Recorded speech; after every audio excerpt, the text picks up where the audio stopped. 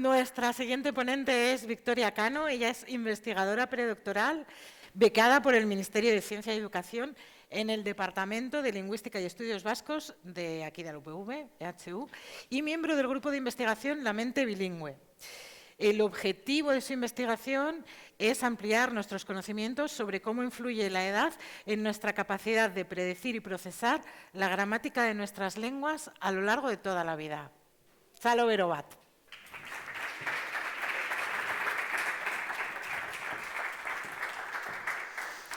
Bueno, muchas gracias, Cristina. Buenas tardes a todos y muchas gracias por estar hoy aquí. Como ha dicho Cristina,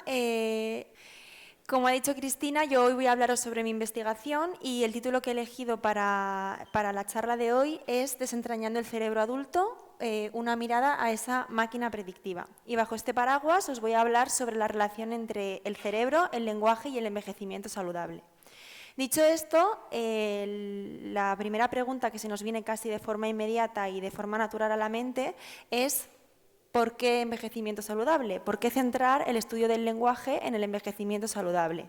Pues bien, como sabéis, hoy en día la esperanza de vida y la edad media de la población es cada vez mayor.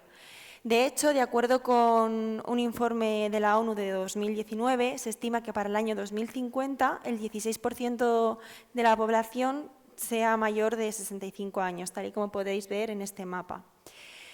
Esta longevidad conllevará una serie de desafíos sociales y de salud que estarán relacionados con patologías lingüísticas derivadas de ictus o de enfermedades neurodegenerativas como demencias o Parkinson, que se darán en mayor medida entre la población más mayor. Pese a esto, la investigación psicolingüística, o casi todo nuestro conocimiento en psicolingüística, se ha centrado hasta la fecha en investigar qué ocurre en el desarrollo del lenguaje desde el nacimiento hasta la edad adulta, entendiendo la edad adulta desde el nacimiento hasta, la edad adulta entre los 18 y los 30 años.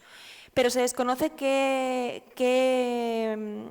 impacto tiene la edad en el procesamiento del lenguaje. ¿Y esto por qué? Pues bueno, porque hasta la fecha se ha asumido que una vez que tenemos establecido nuestro sistema lingüístico, es decir, que una vez que hablamos una determinada lengua, no dejamos de poder hablar la lengua en cuestión. Sin embargo, sabemos que esto no es exactamente así. ¿Qué cosas se os ocurren que cambian con la edad que afectan a nuestro lenguaje? ¿Qué cosas se os ocurren? ¿Qué habilidades, digamos, se deterioran con la edad que afectan a nuestro lenguaje? La memoria, muy bien. ¿Vale? ¿Más opciones?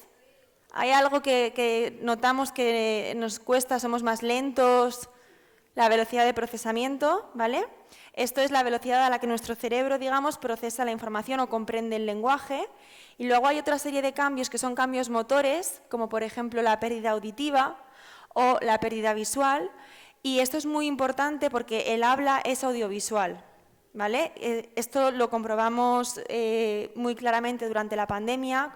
Cuando utilizábamos las mascarillas, vimos cómo nos dificultaba enormemente la comprensión, la comunicación con nuestro interlocutor, ¿vale? Porque no integramos información únicamente de forma auditiva, sino también de forma visual, ¿vale? Entonces, todos estos cambios que acabamos de mencionar se producen con la edad como consecuencia de un deterioro cognitivo saludable que todos vamos a experimentar a medida que envejecemos y que se da de forma progresiva a partir de los 40 años más o menos.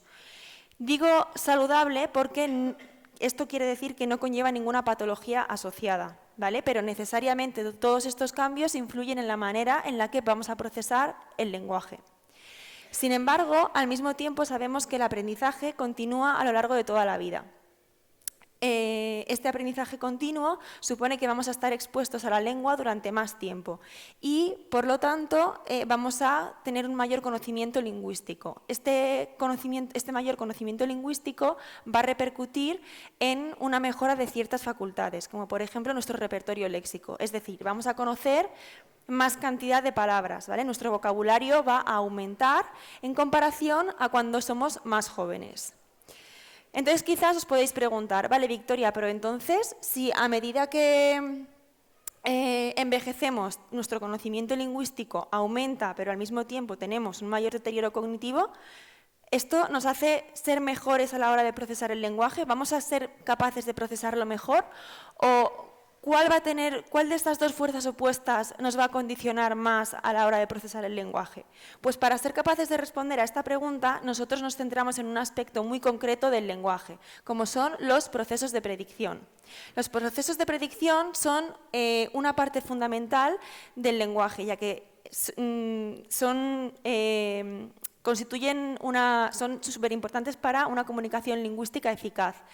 Es gracias a ellos que las personas, los seres humanos, somos capaces de hablar y comunicarnos a la velocidad a la que lo hacemos. Y os voy a poner un ejemplo muy claro para que lo entendáis. Por ejemplo, ante una frase como la que os voy a enseñar ahora, si la leemos o la escuchamos, voy a la fuente A, todos sabemos que la palabra que vendrá a continuación será ¿cuál? Lo primero, beber, ¿vale? Efectivamente, a ver, que no funciona, beber. ¿Vale? Y esperamos la palabra beber, pero no esperamos dormir o comer, esperamos beber, efectivamente. ¿Por qué? Esperamos una palabra, un concepto determinado que está relacionado con el contexto previo que acabamos de oír o de ver, ¿vale? Esto es lo que se conoce en psicolingüística como una predicción léxica. Pero además, si os dais cuenta, hemos predicho una palabra, una forma determinada de la palabra, beber, un verbo en infinitivo. No hemos predicho ni bebiendo ni bebido, ¿vale? Esto se conoce como una predicción gramatical al mismo tiempo, ¿vale? Y las personas, los seres humanos, somos capaces de anticiparnos y de predecir esta información incluso antes de que nuestro interlocutor la articule, gracias a dos factores. El primero, gracias al contexto previo, y el segundo, gracias a nuestro conocimiento del mundo que nos rodea. Ahora bien, ¿qué es lo que pasa si en lugar de encontrarnos con la palabra esperada, beber, nos encontrásemos con una palabra inesperada como bebiendo? En primer lugar, fijaríamos nuestra atención durante más tiempo en esta palabra y al mismo tiempo regresaríamos a releer partes anteriores de la oración para tratar de integrar esta palabra inesperada en el discurso previo. Bien, dicho esto, ahora que sabemos cómo funcionan estos procesos predictivos que, como hemos dicho, son fundamentales para una comunicación lingüística eficaz y que sabemos a grandes rasgos lo que pasa en nuestro cerebro, volvemos a retomar nuestra pregunta de investigación y teniendo en cuenta las teorías del envejecimiento, del deterioro cognitivo y la experiencia lingüística, refinamos un poquito la pregunta, ¿vale? Entonces, teniendo estas teorías en cuenta, nos preguntaríamos ¿cuál de estas dos fuerzas opuestas tiene más peso en nuestra capacidad anticipatoria y de resolución de ambigüedades durante la comprensión del lenguaje? Pues bien, para ser capaces de responder a esta pregunta, realizamos una serie de experimentos con dos grupos de población. Un grupo de jóvenes de 18 a 30 años de edad, todos ellos estudiantes de la Universidad del País Vasco, y un grupo de adultos mayores de 60 años en adelante. A todos ellos se les pidió que realizaran una tarea de lectura y comprensión, una tarea de lectura y comprensión de oraciones. En todo momento a los participantes se les pidió únicamente que leyeran a la velocidad a la que necesitasen para comprender las oraciones, ¿vale? Pero en ningún momento se les pidió que juzgasen si las oraciones eran correctas o incorrectas, únicamente tenían que leer y posteriormente responder a una serie de preguntas muy sencillas sobre el significado de dichas oraciones, que se respondían con sí o no. Por ejemplo, para la primera oración la pregunta sería: ¿frenó el conductor muy bruscamente el tren? ¿Sí o no? Bien, pero efectivamente las oraciones contenían incorrecciones gramaticales, ¿vale? En el primer caso, incorrecciones gramaticales de concordancia de género. Como veis, el clítico que está adjunto al verbo no concuerda con el complemento directo. El tren es masculino y aquí vemos que el clítico es femenino. Además, hay manipulaciones semánticas. Un tren normalmente se para, no se aparca un coche o se aparca una moto, ¿vale? ¿Es plausible? Sí. Pero no es la primera opción que nos vendría a la mente cuando hablamos de parar un tren, ¿vale?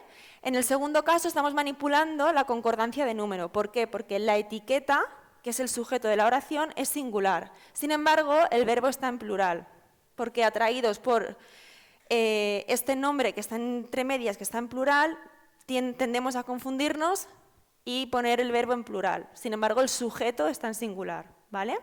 Pero repito, en ningún momento a los participantes se les preguntó por la corrección gramatical de las oraciones, únicamente tenían que leer y asegurarse de que comprendían el significado de las oraciones.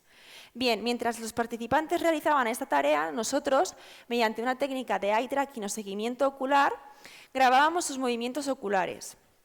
Para ello utilizábamos una pegatina, ¿vale?, que se pega más o menos a esta altura, y a partir de este momento el eye tracker, que es una cámara que se coloca justo debajo de la pantalla del ordenador, calcula la distancia a la que está situado la persona que está enfrente del ordenador y proyecta una luz infrarroja que es indolora e incolora hacia los ojos del participante.